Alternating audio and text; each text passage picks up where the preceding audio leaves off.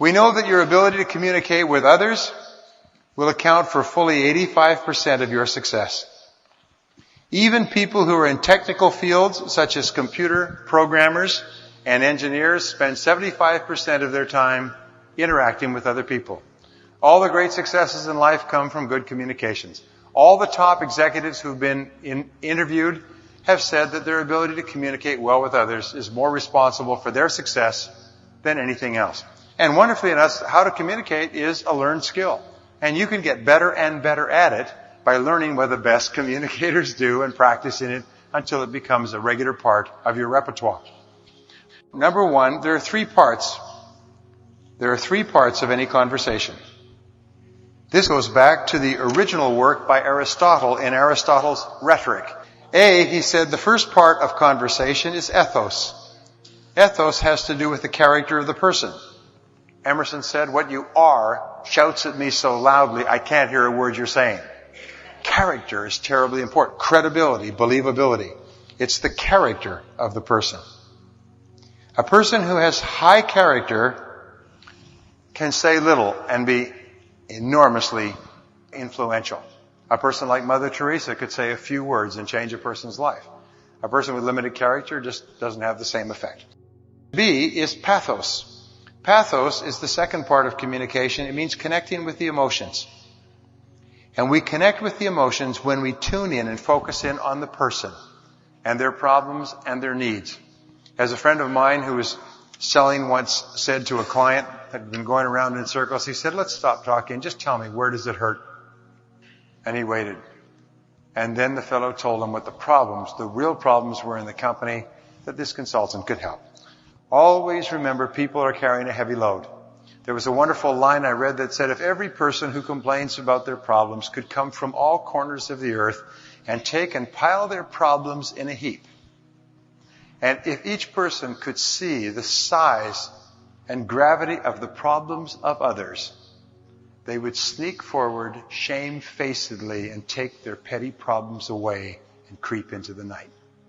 And I think it's an interesting thing when you consider that we have problems, but so many other people have vastly greater problems than us. And when you tune into other people's problems and concerns, it's amazing how much better your life is. And C is logos, is the factual content of the conversation. And the factual content is often the least important, the logos.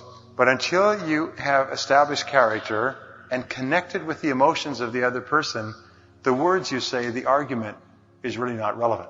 In selling, what do we say? In selling, you establish rapport, which is the character. You seek the underlying problem or need, which is connecting with the pathos. And only then do you talk about your product or service, which is the logos. And in dealing with anybody in life, it's those three. Well, number two, there are three elements to any conversation. According to Albert Mehrabian, who is a professor of social sciences at the University of California at Los Angeles, UCLA, he said words only account for 7% of the message. When you talk, it's only 7% is the words. That's why they say in speaking, people will forget most of what you say, but they will remember the way you said it. And B is the tone of voice accounts for fully 38%. Women, by the way, are far more sensitive than men. The rule is that women have a much richer inner life than men.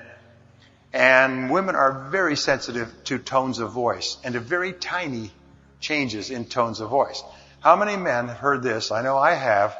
When I said, well, I just said this, she said, it's not what you said. It's your tone of voice. So, tone of voice is important, and that's why we need to give some thought to it, because if we're in a hurry or busy or rushed, sometimes our tone of voice can be clipped or short, and it can be hurtful.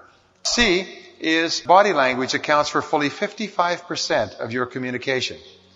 And the rule is that people believe the dominant message. What message is dominant? For example, if you say, well, do you love me? Yeah, sure, I love you. Do people believe the words or the dominant message, which is the body language and the tone of voice? But if you say, yes, I love you, then they believe the totality. And that's why the very best message is a message that is synchronized. The words, the tone of voice, and the body are all synchronized to the message. Very important. That's why when somebody talks to you, it's important you turn toward them and face them directly when you talk to them and listen closely to what they say and nod and pay attention.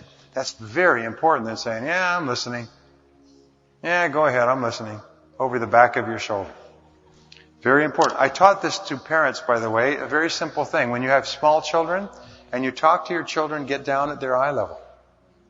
It is so immensely different for a child, rather than looking up at a giant, to have their parent looking at them eye level to eye level.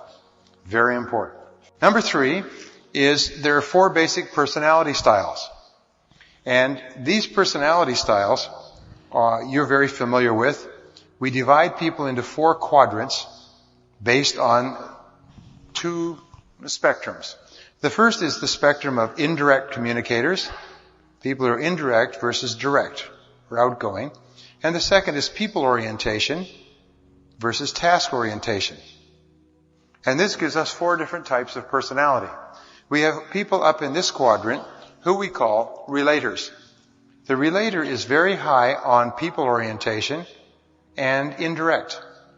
They're quiet, they're self-contained, they're not expressive, they're sensitive, they're people-oriented, they're concerned about people's opinions.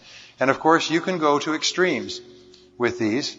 You can go way up to extremes, and up in the extreme, the person here will be hypersensitive to the opinions of others.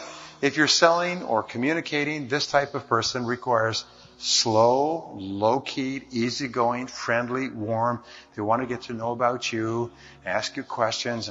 Like people will come up to me at a seminar and say, hi, how are you? Tell me all about your life and how you got started and what you think and feel about what it's going to happen for you for the next 20 years and what you really care about and love more than anything else in life. Could you tell me that? Where there's a lineup of people behind them. And I'll say, well, those are wonderful questions. That is what they're interested in. They're genuinely interested in knowing about you. So if you're dealing with relators, you have to go slowly. You have to be patient. You can't be pushy. They take time to make decisions, and they like to talk to other people. Their primary concern in life is, let's get along. Let's get along. Let's all be friends. They're really grieved or pained if there's any kind of friction amongst people. Now, the next type of person is the analyzer. This person is an indirect person, self-contained, but very task-oriented. This is the kind of person who's not concerned so much about people up here, but they're very concerned about doing the job, and they're kind of inward directed. This type of person, at the extreme, can be an uncommunicative bureaucrat, very meticulous and picky about every detail. But their primary concern is, let's be accurate. Let's be accurate. By the way, relators tend to gravitate toward fields where relators are most effective. So a relator will gravitate toward a field like nursing, social services, teaching, small child development, psychology, things where they deal with people, administrative functions, personnel counseling, and so on, where they relate to other people. The analyzer, who's fastidious and detail-oriented, just the facts, and I want to be accurate, where do you think they'll gravitate to? Computers, accounting, engineering, bookkeeping, any field where meticulous numbers are concerned. They like problems that don't talk back. Now, the third type of person is what we call the director. The director is a person who is outgoing, direct, and task-oriented. These people are bottom-line oriented, just the facts. They're impatient.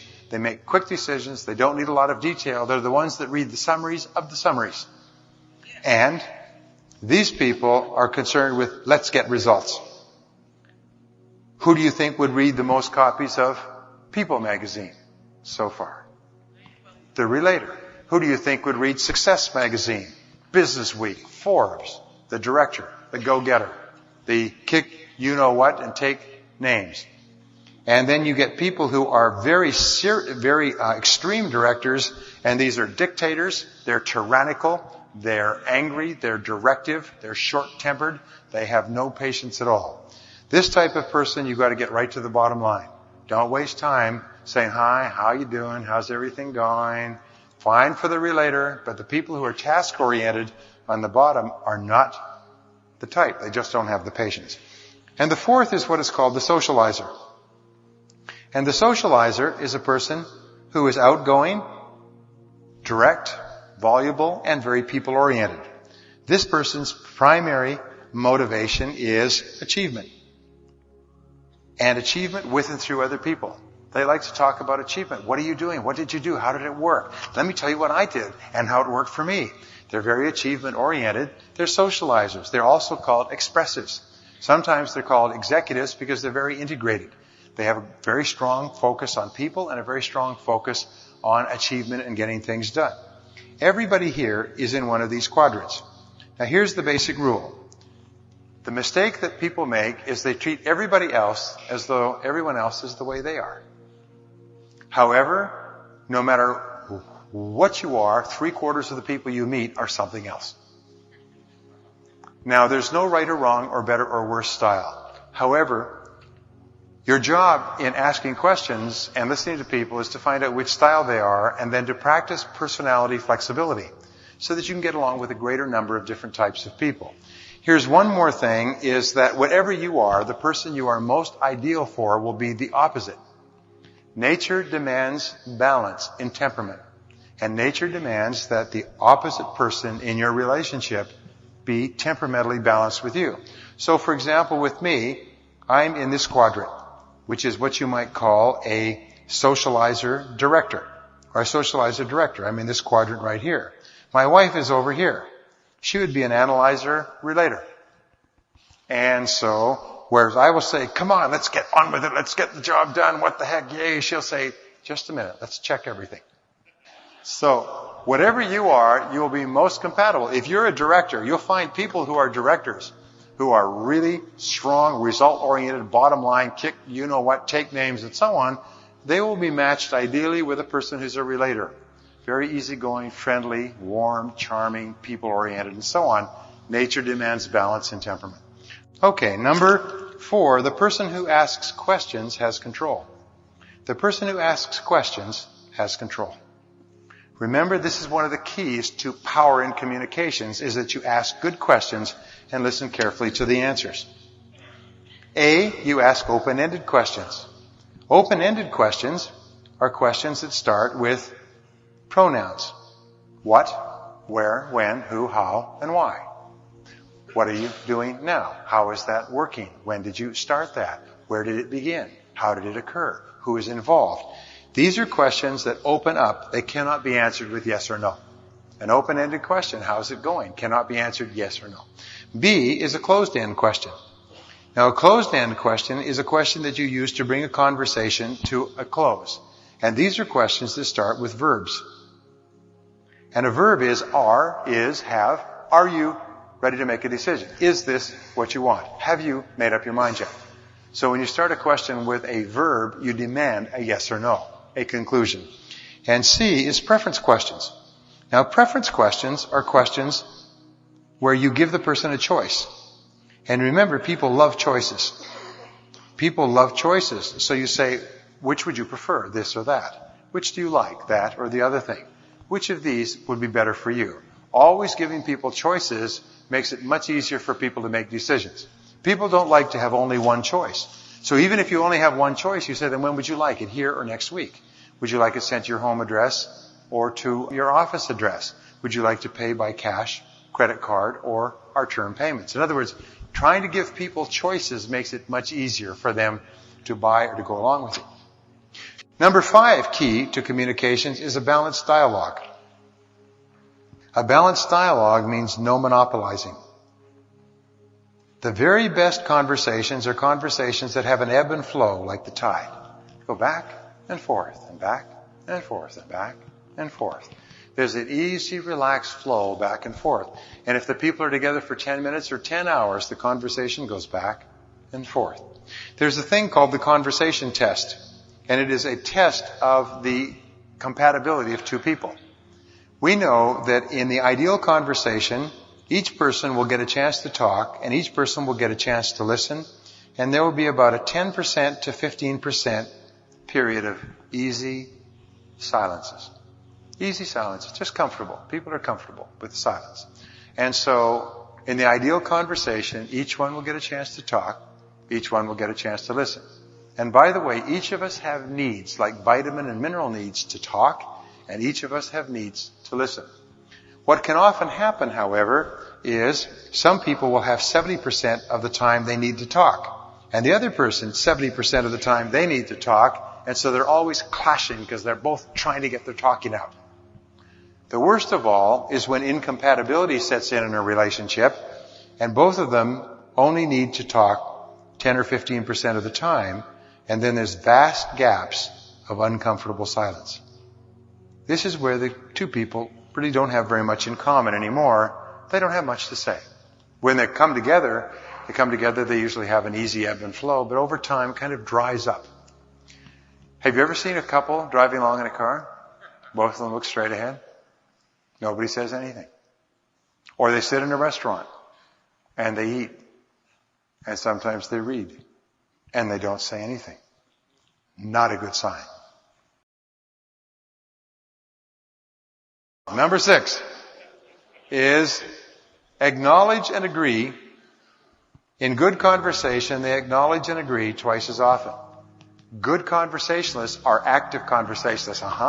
Yes, yeah. Oh, that's it. That's really, look at that. Good. They're there. They're not sitting there passively like fence posts. They're actually engaged. So active listening is very, very important in relationships. Active listening means the person is really there. Put down the magazine or newspaper. Turn off the television set. Lean in. Be there the whole time. Number 7, good listening skills. And sometimes people are shy, and I can tell you this. The way that you overcome your shyness is very simply this. Tune into the other person, ask questions, and then listen carefully to the answers. Seek first to understand, then to be understood.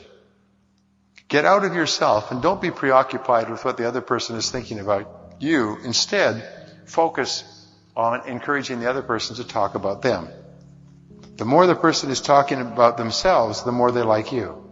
Seek first to understand, then to be understood. When you go home at night, don't talk about your day at all. Instead, ask her and ask the kids about their days and listen closely. And ask them follow-up questions and probe. In fact, I'll give you a secret for success in life. Treat the members of your family like you treat your customers. Especially your best customers. And you'll be absolutely amazed at what a wonderful person you just became. Number 8, listening skills. Listening builds trust, the foundation of all relationships. The more you listen, the more the person trusts you. The more they trust you, the more they like you. The more they like you, the more they open up to you. So, treat your members of your family, treat everybody you meet as though they were your best customers, your very best customers. Their jokes will be funnier. Their conversation will be more interesting. You'll pay better attention. You'll have far more patience. Just try that.